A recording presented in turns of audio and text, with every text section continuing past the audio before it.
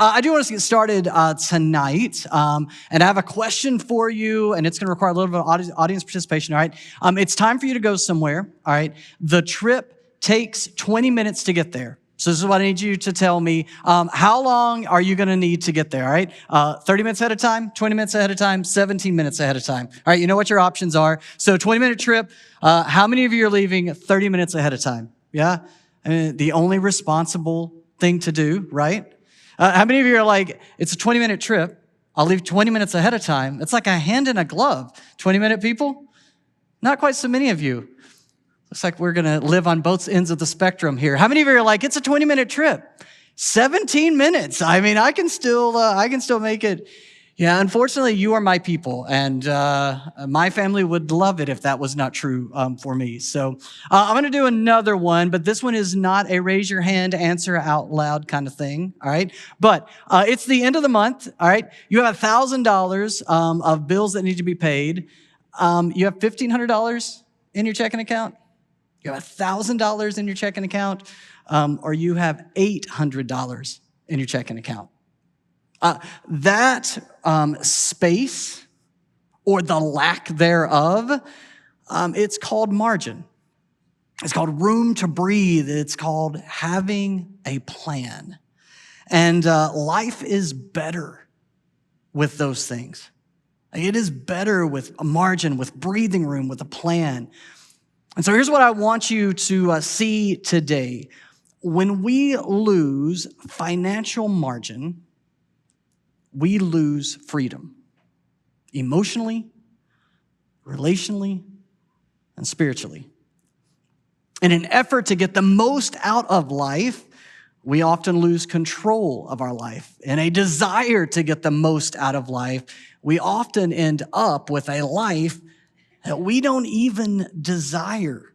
We just cram more and more in. So there's no space, and there's no margin, and there's no breathing room. So let me pause just for a second and either remind you of where we are or maybe get you caught up if this is your very first time with us.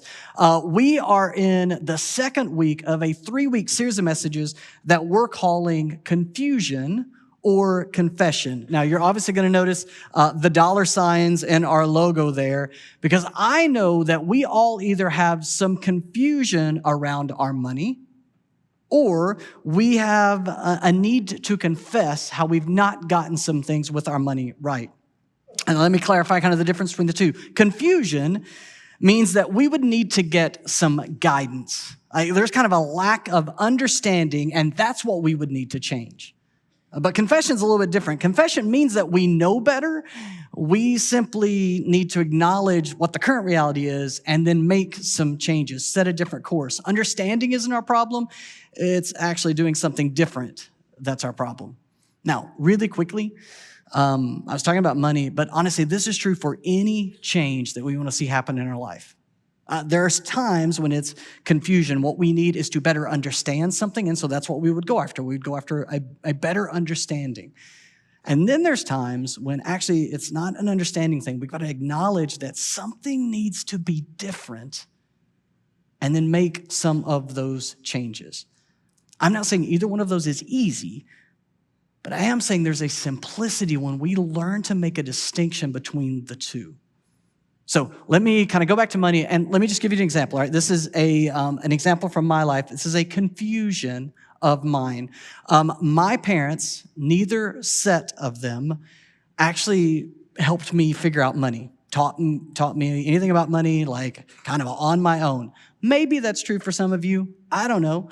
And so there's a lot of things I kind of had to figure out on my own, a lot of things. And honestly, as the gambit goes, there's some things I figured out, it went okay. There's definitely some things that probably could have gone a whole lot better.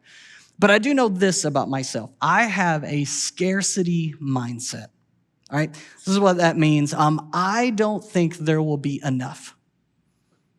And so basically, you might use the word frugal about me.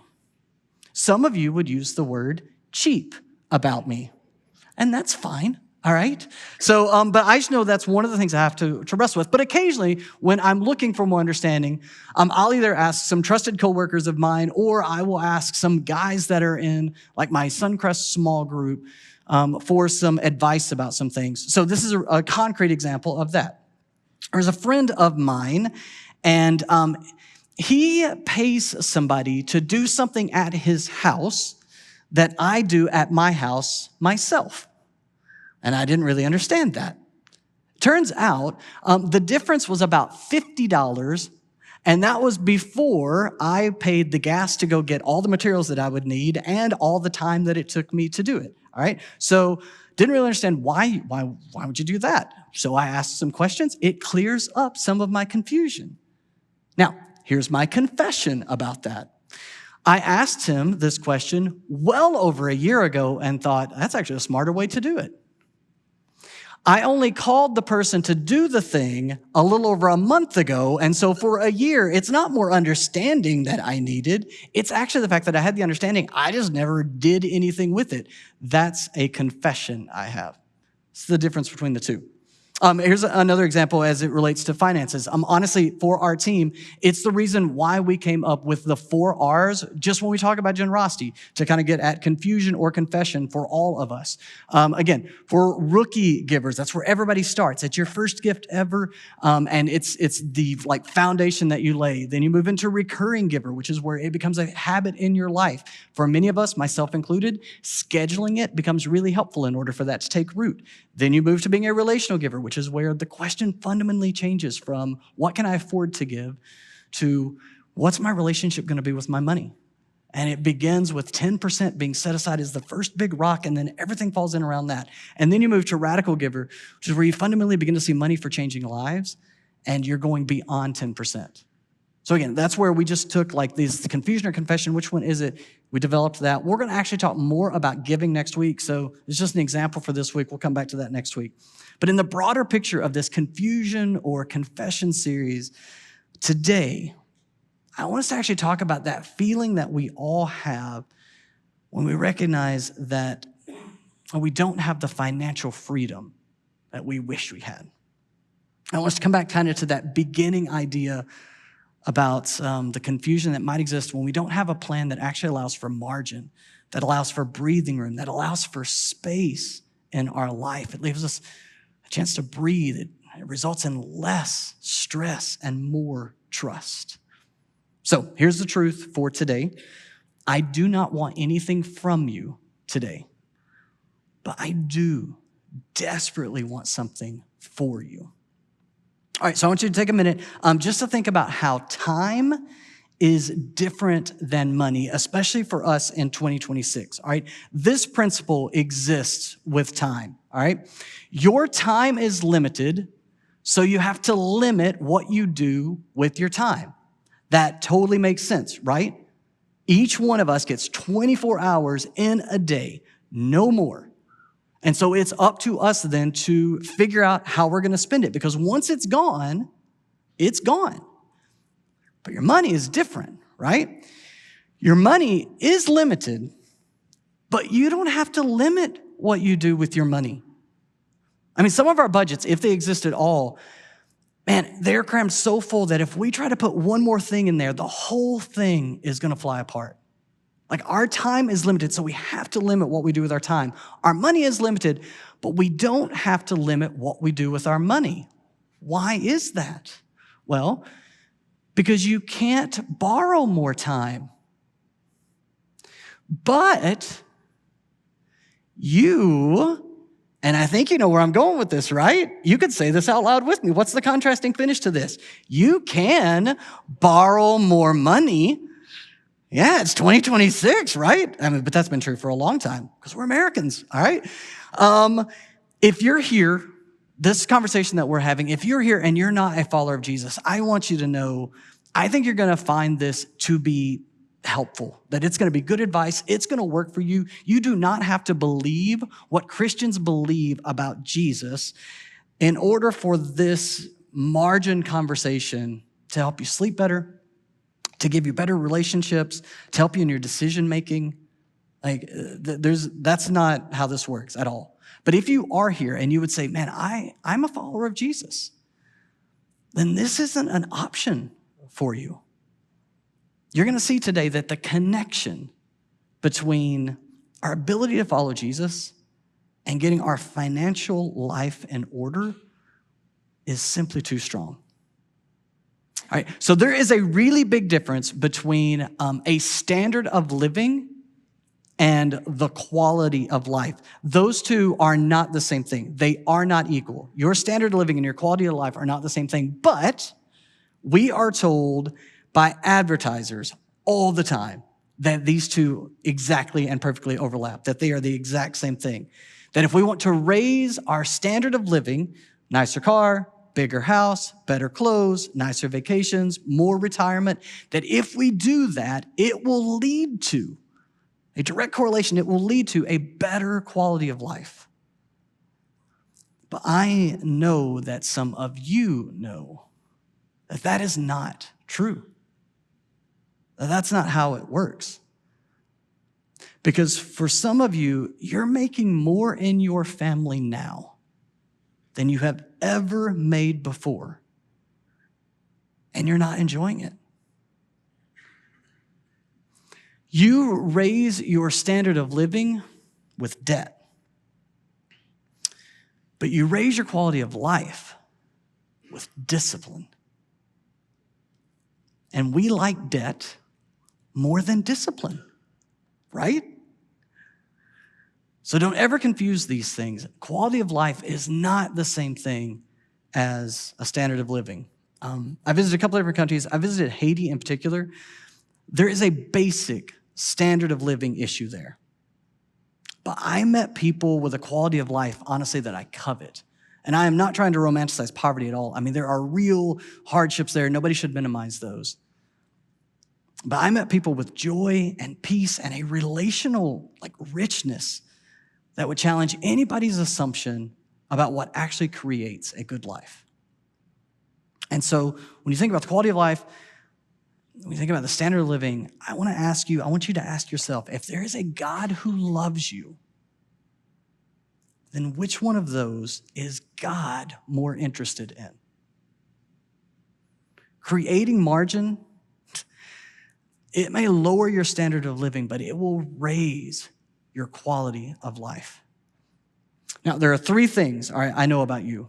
Number one, you are living on a percentage of your income right now already. But if you don't pick one, somebody else, a car dealer, your real estate agent, social media, somebody else will pick a percentage for you. Life will drive you to a percentage. Number two, if you had a little bit more, you'd be fine, right? And number three, you felt the same way when you made a lot less. Now, if 10 to 15 years ago, someone had told you that you'd be making what you're making now and you still would feel financial pressure, you would have laughed at them. Now, quick time out. Some of you in the room, you are 15 or you're like 23 and that sentence doesn't land for you. But I can promise you this, if you would trust me, all right? And maybe you're not sure if you could trust me, but just borrow trust from somebody else and trust me on this, that sentence will age well 10 to 15 years into the future. I promise you. And if you could go ahead and get some of this right now, you would be so far ahead of the game for the rest of your life. It would make such a difference, all right? But how do I know that this is true? Because I've experienced it. All right, this is another confession for me. About 10, 15 years ago, we were completely living on one income.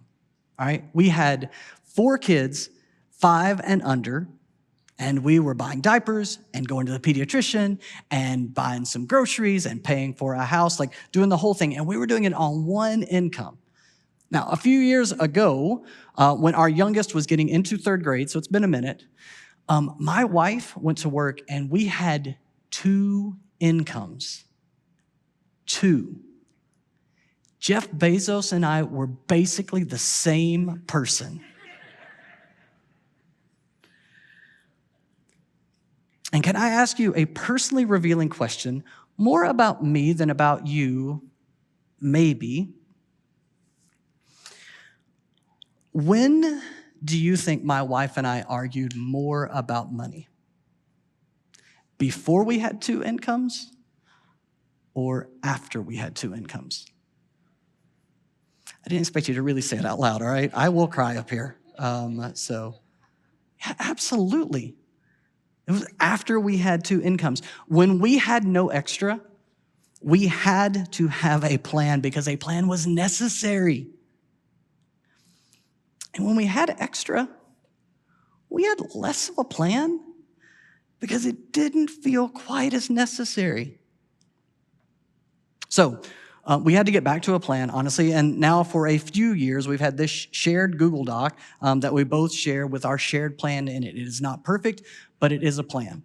And I don't even care how you do it. You may think a shared Google Doc is dumb. It may be. But the important thing is, no, we had to come back to having a plan because if not,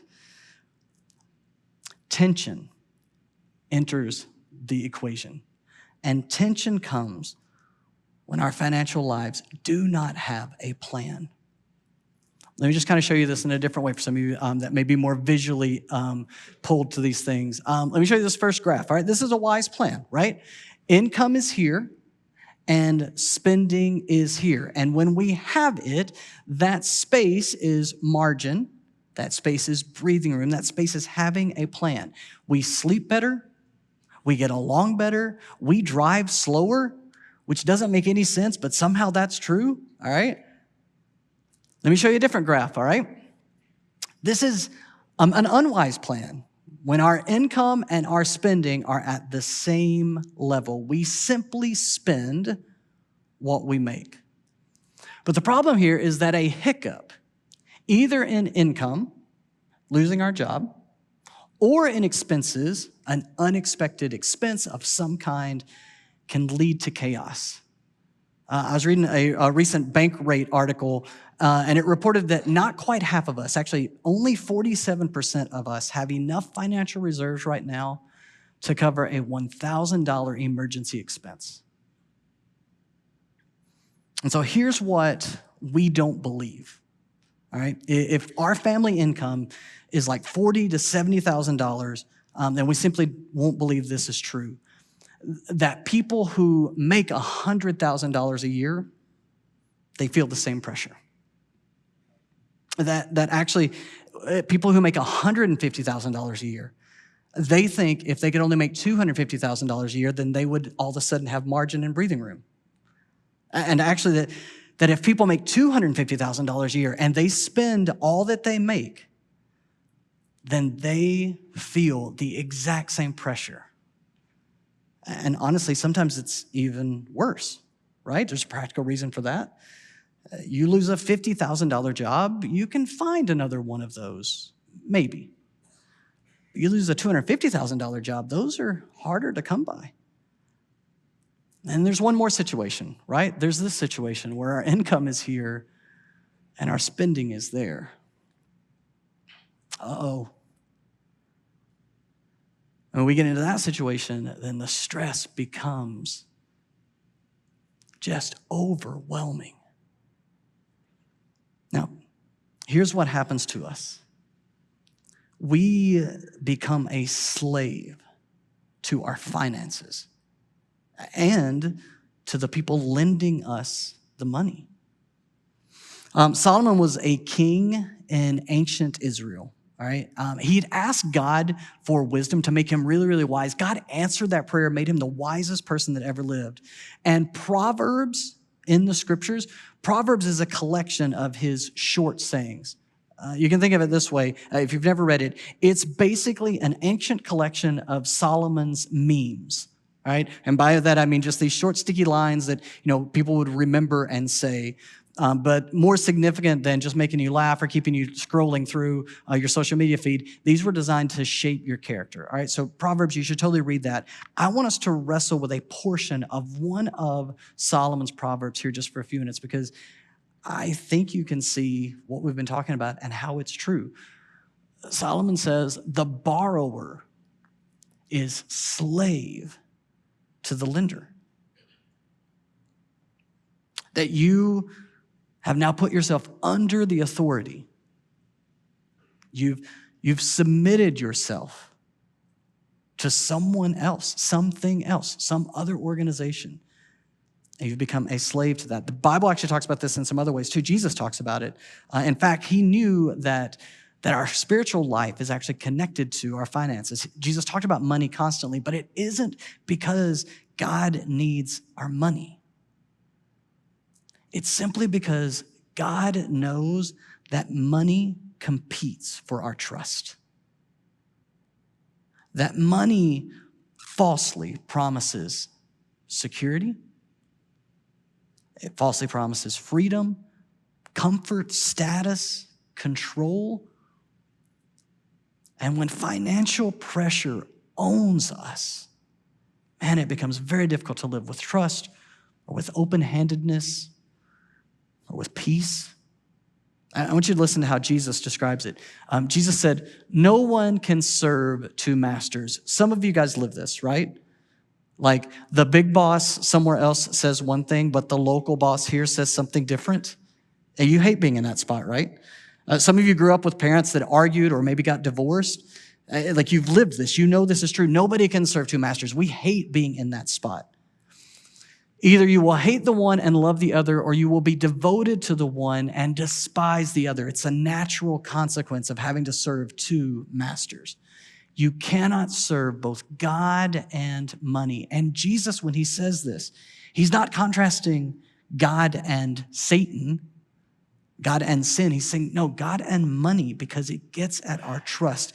If money is your master, either because we've borrowed or we've spent our way into slavery, then we open the pages of Scripture and we say, man, I know Jesus said that, but Visa won't let me. I know that Jesus said that, but my mortgage company won't let me. I can't trust God with my money because I owe it all to somebody else. And I can't trust God with my time because I need my time to work for the money that I owe to somebody else. It's the place that money has put us. And there's no margin for it. And so when Jesus says, don't worry, we find it really hard to follow him in that because we worry about money all the time because we need to get the money to pay off the things that we owe, or we worry about it all the time because we need to get the money to raise our quality of life because we think that's going to get us to the place that we want to get to. Now, I want to address, again, just for a second,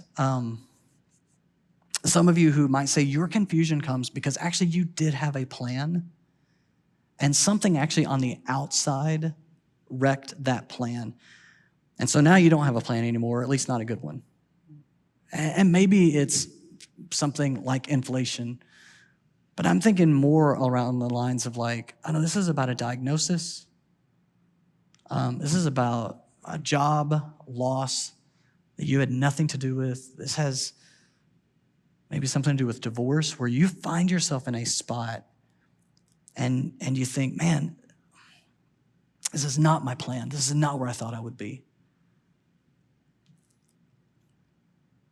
If you aren't careful, what I know happens is that actually bitterness begins to take hold. And at that point, you still have bad kings fighting for the throne of your life. Bitterness or money, and neither of them are who you want sitting there. And either the confusion or the confession of saying, man, I don't have a plan, like it doesn't just apply to the irresponsible people out there that, kind of did this to themselves. I mean, if I was sitting next to you, it'd be possible I would look at your situation alongside of you and go, man, that is not fair. That is not fair what life did to you. But it doesn't change the hard truth that you still need to establish a new plan today with the facts in front of you. I want to broaden it back out then to include all of us now, because we got to find a plan, because it is the plan that will help us find peace, that will find trust in God. And I know that for some of you, man, you love being here and the songs and meeting people and connecting with your family. But when it comes to following Jesus, you feel like you simply can't because we've allowed the mismanagement of money or what life has thrown at us to keep us from letting Jesus be our master, our king, the one who actually needs to sit on the throne. And I don't mean this as a critique. I mean this as descriptive. And he can't be our king financially because all the money belongs to somebody else. He can't be our king emotionally because he says don't worry, and you worry all the time about money, repaying it or getting it so that things could get better. He can't be your king relationally because for as much as Jesus talks about the one another nature of being alongside other people who follow Jesus, you find yourself constantly being pulled back to thinking about yourself and your family and making sure that the bases are covered. When fundamentally what it means to be a follower of Jesus is that we've made him king of our life, him, rather than you, rather than your self-sufficiency, rather than money, rather than independence or anything else. He is king. He has your allegiance. And he gets the first and the last word. So I want us to talk about establishing a plan that can help us gain freedom, real freedom, margin, room to breathe, peace. And I just want to end with some really practical things. All right, so 5 steps for you. But of the 5, honestly, the first one is far and away, it is the most important, it is the foundational one. This first step to get this part of your life in order, to create a plan, it is simply to decide. Like, I am not going to live this way anymore. Well, but how? Well, it doesn't matter because until you decide, then getting clarity on the other parts of it, man, it's secondary to that. It is this confession, I'm done and I'm not going to do this anymore. Now, after that, again, second step, it's to determine how much you're going to live on. Right? Somebody that you already have a percentage you're living on. You, though, would determine how much you're going to live on. What percentage would you leave as breathing room? And there's not a right answer for this. Is it 10%? Is it 5%? 3%? Like, you decide, though, what percentage would you leave as breathing room? Third thing, that you'd spy on your money for 2 months, all right? Andy Stanley, he's a preacher in Atlanta, and by that I mean in the South, and he kind of famously says, everyone should be a-knowing where your money is a-going, all right? So it's just the idea that you would spy on your money. This is the path to creating a budget, and a budget is you telling your money where to go, but people get freaked out about budgets all the time. So for years, I've kind of started with, actually, don't worry about the budget part yet. Start with just watching where your money was going to go anyway, because it was going to go somewhere. So take 2 months and just watch it so that you know where it's going. But then that fourth step does come back into it. I mean, you have to cut your spending.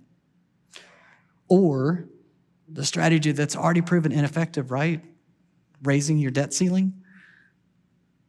But if you want peace and breathing room, it means cutting your spending and finding the margin that's there. Can I give you a really helpful thing to keep in mind? It is this: I want is better than I owe. I want is better than I owe. Would you guys say that out loud with me? I want is better than I owe. Shoes, vacations, a house, car, whatever it is. I want is better than I owe. I was talking to a friend of mine this week, and he said he and his wife were talking about the fact that for their car, they wanted a bigger car. Do you know what they didn't want? A car payment. And so therefore, they're staying in their current car. I want is better than I owe. And then the last step is to get out of debt. All right, and we have a way to at least help you do that. We have a resource that we've created, Budget Bootcamp. You can scan the QR code that's on your seat back in front of you. There's some information that's up here on the screen about Budget Bootcamp that's coming up. We actually asked a friend of ours here at Suncrest, Nate, to record just a really quick video that we could share with you guys about his experience at Budget Bootcamp, which could also be your experience. Watch Nate. Hey Suncrest family, my name is Nate, and I wanted to take a moment and tell you about Budget Bootcamp. So for a lot of years, I actually felt like I earned plenty of money, but I had almost no clue where it was going each and every month. One Sunday, I felt a prompting to sign up for Budget Bootcamp right here at Suncrest so that I could actually figure it all out. Bootcamp is a multi-week session that helps you see your finances exactly where they are. So honestly, I felt stuck in the cycle. I kept thinking that if I just got another raise or if I paid off a specific debt, my anxiety would actually just vanish. Newsflash, it never did. I was chasing a finish line that just kept moving. Budget Bootcamp helped me realize that my finances weren't just a math problem. I was so wrapped up in my own stress and trying to figure things out and even fix things myself, I didn't actually have the bandwidth to be used by God the way I wanted to be. Now, I truly feel like I can aim at being financially generous in everything that I do. So I wanted to let you know you don't have to do this all by yourself. Honestly, if a guy as stubborn as my wife says I am can find this kind of freedom, you definitely can. Consider signing up for Bootcamp, Budget Bootcamp today. So I'm going to ask you guys to sign up before you leave, because again, this gets back to that part of at the very beginning, just deciding, making that important first step. Again, I said this at the beginning, man, I want something for you. God wants something for you. Financial disorder, like it quietly steals your peace. It steals your freedom, steals your relationships, your health. And like always, Jesus wants something better for you, life that is truly life. And so you need a plan. It's defining, it's essential in order for you to have peace, in order for you to truly follow Jesus. So I want you to find your margin. I want you to find your sanity. I want you to find a plan, because it can change everything. And I want to pray for that right now. Well, I really hope that was helpful for integrating faith with life. Listen, if you're in Northwest Indiana, I'd love to have you join us in person. Head over to suncrest.org and plan your visit.